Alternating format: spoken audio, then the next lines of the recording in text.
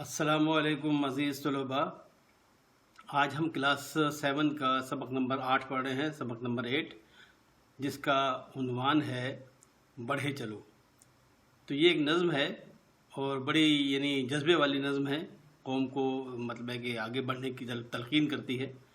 تو چلو میں پہلے آپ کو یہ نظم پڑھ کے سناؤں گا اور ساتھ ہی ہم اس کی مشق بھی کریں گے. تو چلتے ہیں اسکرین کی جانب. تو عزیز طلباء، ہم اسکرین پر آ گئے ہیں اور آج ہم اس کی 7th کلاس کا سبق نمبر 8 پڑھ رہے ہیں. یہ ایک نظم ہے، اس کا عنوان ہے بڑھے چلو. تو یہ ایک مطلب ہے کہ بچوں کو ہمت سے کام لینا سکھانے کے لیے ایک نظم ہے، بڑی خوبصورت نظم ہے. اس نظم کو پڑھنے سے ایک تو آپ کو یہ سمجھ میں آئے گا کہ شعر فہمی کیسے کہتے ہیں، میں شعر کو کیسے سمجھا جاتا ہے. دوسری یہ کہ محنت کرنے سے کیا فوائد، محنت کرنے کے فوائد کیا ہیں. تو چلیں اس کے دیکھیں خاص الفاظ اس میں جو آئے ہیں وہ ہیں ملول. ملول کہتے ہیں جو آدمی اداس ہو، ملول. مضطرب کہتے ہیں جو اضطراب کا شکار ہو. اضطراب ملول تقریباً ایک ہی چیز ہے، لیکن اضطراب جو ہے وہ ملول کہتے ہیں اداس کو اور مضطرب کہتے ہیں پریشان کو. ڈگمگانا آپ کو پتہ ہے کہ ڈگمگانا کا مطلب یہ ہے کہ لڑکھڑا جانا، ڈگ سے کہتے ہیں ڈگمگانا، یعنی ایک جگہ پہ قائم نہ رہ سکنا. لو لگانا کہتے ہیں کہ کسی کام کے لیے کسی کام میں دل لگانا، تو اسے کہتے ہیں لو لگانا.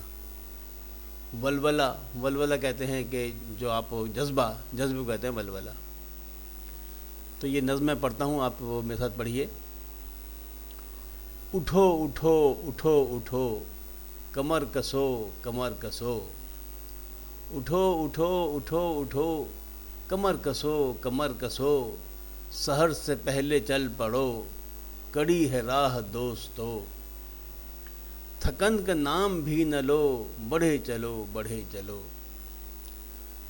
جھجک نہ دل میں لاؤ تم بس اب قدم بڑھاؤ تم.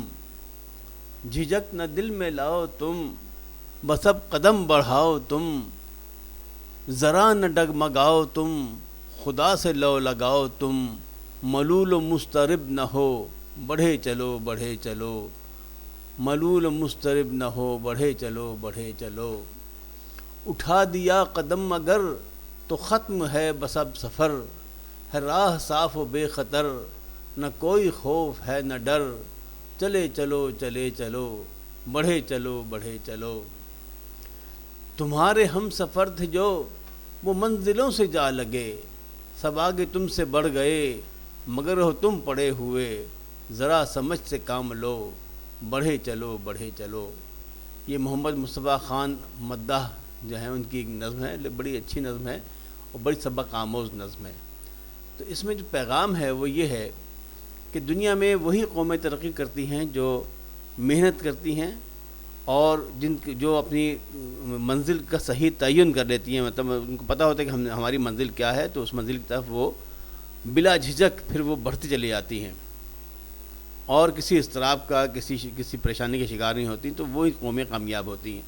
اور یہی انہوں نے بتایا ہے کہ جو قومیں قدم اٹھا دیتی ہیں انہی کو اللہ تعالیٰ منزل بھی ان کو عطا کرتا ہے.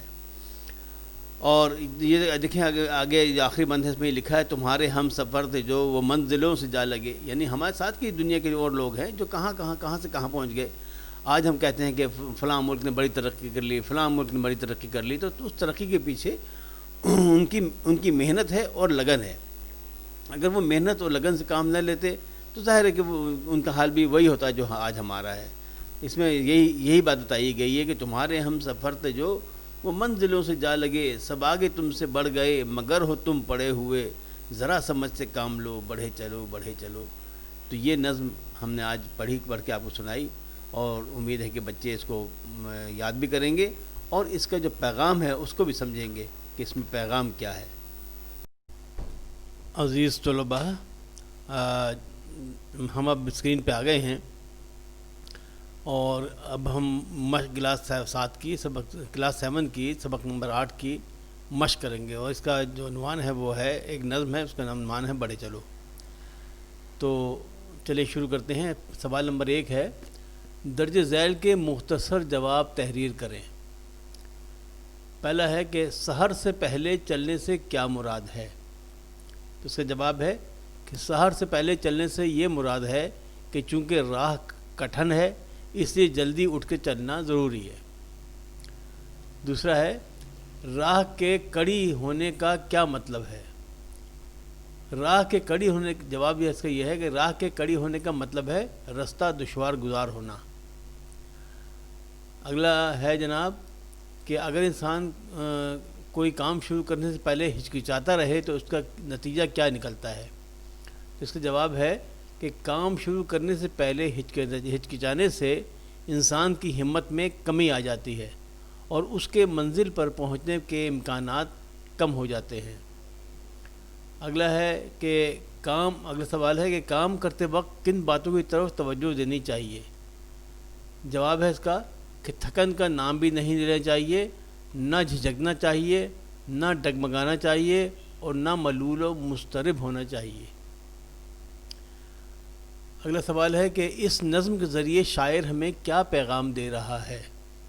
تو اس کا جواب ہے کہ اس نظم کے ذریعے شاعر نے ہمیں پیغام دیا ہے کہ دوسری اقوام محنت کر کے ہم سے بہت آگے نکل گئی ہیں، اس لیے ہمیں بھی سمجھ سے کام لینا چاہیے اور محنت کر کے اپنا مقام حاصل کر لینا چاہیے.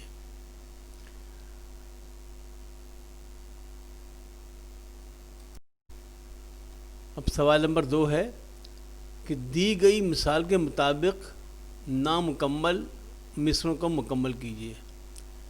تو ہم ان کو مکمل کرتے ہیں. نامکمل مصروں کو کالم الف، کالم بے اور کالم جیم. تو کالم الف میں لکھا ہے سحر سے پہلے،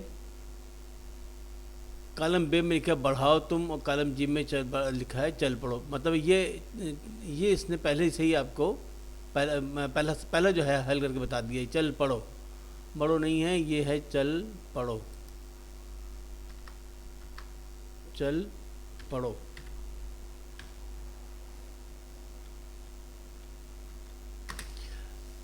چل پڑو. تو پہلے انہوں نے لکھ کے بتا دیا ہے. اب دوسرا ہے تھکن کا نام، اس کے آگے کالم بے میں لکھا ہے چل پڑو. تو اس میں تھکن کا نام جو ہے اس کے ساتھ کس کا جوڑ بیٹھتا ہے؟ بھی نہ لو. تھکن کا نام بھی نہ لو. تو اس کا جو صحیح ہے لفظ وہ ہم نے لکھ دیا بھی نہ لو. تھکن کا نام بھی نہ لو. اب جیسے اگلا ہے کہ بس اب قدم. بس اب قدم کے ساتھ جو آگے لکھا ہے اس کے کالم بے میں وہ ہے نہ ہو. تو یہ تو جوڑ نہیں بیٹھتا جو نظم کے حساب سے بنتا ہے. بس اب قدم بڑھاؤ تم. جو صحیح لفظ ہے وہ ہے بڑھاؤ تم. اس کے بعد کالم الف میں ہے ذرا نہ. ذرا نہ کے آگے کالم بے میں لکھا ہے کام لو. تو یہ صحیح نہیں ہے. صحیح لفظ کیا ہے؟ ڈگمگاؤ تم. ذرا نہ ڈگمگاؤ تم. تو یہ تب صحیح ہو جائے گا. اگلا لفظ ہے ذرا سمجھ سے. تو بے میں کالم میں کیا لکھا ہے؟ بھی نہ لو. بھی نہ لو تو وہ یعنی صحیح مصرع نہیں بنتا. تو مصرع کو صحیح کرنے کے لیے ہمیں کیا دیکھنا ہے کہ اس میں کیا صحیح کیا لکھا ہوا ہے نظم میں. ذرا سمجھ سے کام لو، تب مصرع صحیح ہو جاتا ہے. اگلا لفظ ہے ملول و مضطرب. تو انہوں نے کالم بے میں کیا لکھا ہے؟ ڈگمگاؤ تم. وہ غلط ہے. تو مصرع صحیح کرنے کے لیے ہم نے دیکھا کہ نظم میں کیا لکھا ہے، تو وہ ہے ملول و مضطرب نہ ہو. ملول و مضطرب نہ ہو. تو مصرع. اب سوال نمبر 3 خالی جگہوں میں نظم کے مطابق لفظ لگائیں. پہلا ہے اٹھو اٹھو. تو اس کے لیے جو انہوں نے 4 چوائسز دیے ہیں وہ کیا ہے؟ اٹھو اٹھو کے آگے چلو چلو، بڑھو بڑھو، اٹھو اٹھو، سنو سنو. لیکن نظم کے مطابق صحیح لفظ جو ہے وہ ہے اٹھو اٹھو. اٹھو اٹھو، اٹھو اٹھو، تب جا کے مصرع مکمل ہوتا ہے. اگلا ہے خدا سے لو ڈیش تم. کیا؟ خدا سے لو ملاؤ، لگاؤ، بڑھاؤ یا اٹھاؤ. تو نظم کے مطابق جو صحیح لفظ ہے وہ ہے لگاؤ. خدا سے لو لگاؤ تم.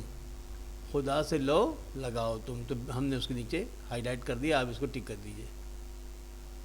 اگلا ہے ملول و ڈیش نہ ہو. کیا نہ ہو؟ ملول و غمزدہ، دل شکن، بدگما مضطرب. تو نظم کے مطابق جو صحیح لفظ ہے وہ ہے مضطرب، ملول و مضطرب نہ ہو. آگے ہے کہ ہے راہ صاف ہو کیا پرخطر بے خطر خوشنما دل نشی. تو نظم کے مطابق جو صحیح لفظ ہے وہ ہے بے خطر، ہے راہ صاف ہو بے خطر. اگلا ہے جھجک نہ ڈیش میں لاؤ تم، جھجک نہ دل جی من تن. تو نظم کے حساب سے ہے جھجک نہ دل میں لاؤ تم، جھجک نہ دل میں لاؤ تم. آگے ہے ذرا ڈیش سے کام لو.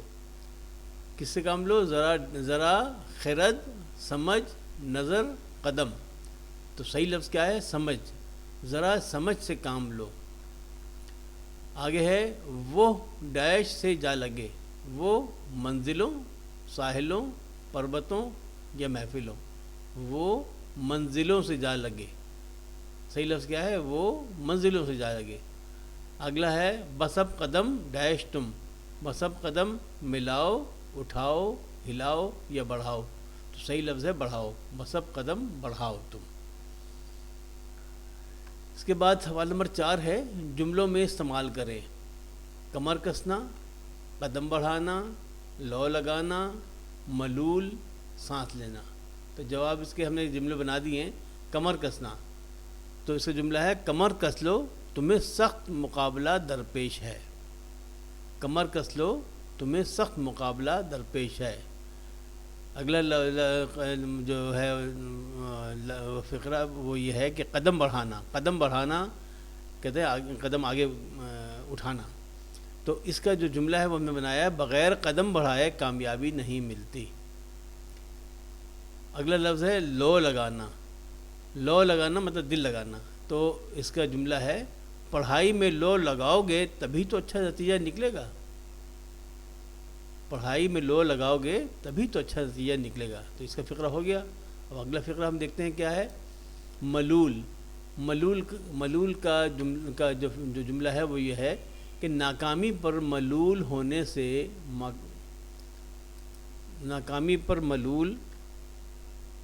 ہونے سے بہتر ہے کہ خوب محنت کر کے بہتر کامیابی حاصل کی جائے. اچھا اگلا لفظ ہے سانس لینا.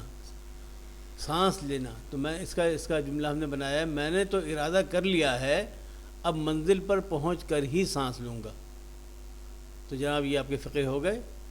5واں سوال ہے اعراب کی مدد سے تلفظ واضح کریں. تو یہ ہم نے اعراب لگا دیے سحر مضطرب ختم سفر مرحلہ قدم منزل. تو آپ بھی اس کو دیکھ کے اعراب لگا لیجئے.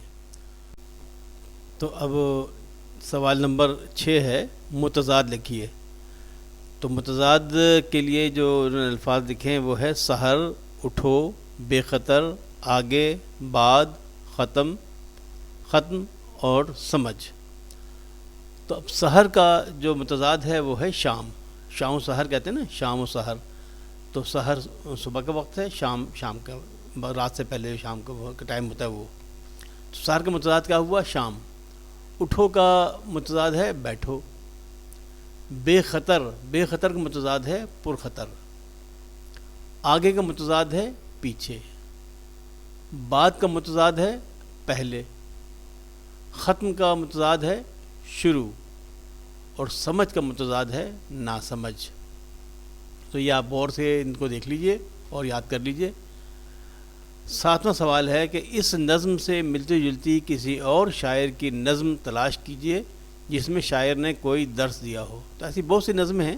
آپ اپنی لائبریری سے کسی اچھے شاعر کی مسدس حالی دیکھ لیجئے. مسدس حالی میں بڑی اچھی نظمیں ہیں. یا مطلب حفیظ جالندھری صاحب نے بہت اچھی نظمیں لکھی ہیں. آپ اس میں کوئی تلاش کر لیجئے. آپ کو ایسی بہت سی نظمیں مل جائیں گی. تو وہ آپ تلاش کر کے اور ان کو اپنی کتاب میں کاپی میں لکھ لیجئے. تو جناب آپ کا یہ سبق آج سبق نمبر 8 7ویں کلاس کا سبق نمبر 8 یہاں ختم ہوتا ہے. اگلے سبق کے لیے پھر حاضر ہوں گے. تو عزیز طلباء آج آپ کا یہ سبق یہاں پر ختم ہو گیا. اب اگلے سبق کے لیے جب حاضر ہوں گے تو اس کے لیے ضروری ہے کہ آپ اس کو میرے چینل کو سبسکرائب کر لیں اور گھنٹی کے بٹن کو دبا کے آل کو سلیکٹ کر لیں تاکہ جو ہی میں نیا سبق لوڈ کروں تو آپ کو فوراً اس کی اطلاع ہو جائے. تو اس وقت تک کے لیے اجازت چاہتا ہوں. اللہ حافظ ناصر، فی امان اللہ. براہ کرم میرے چینل کو سبسکرائب کر کے بیل آئیکن کو دبا دیجئے تاکہ میرے آئندہ کے اسباق کی اطلاع آپ کو فوراً ہو سکے. Thank you.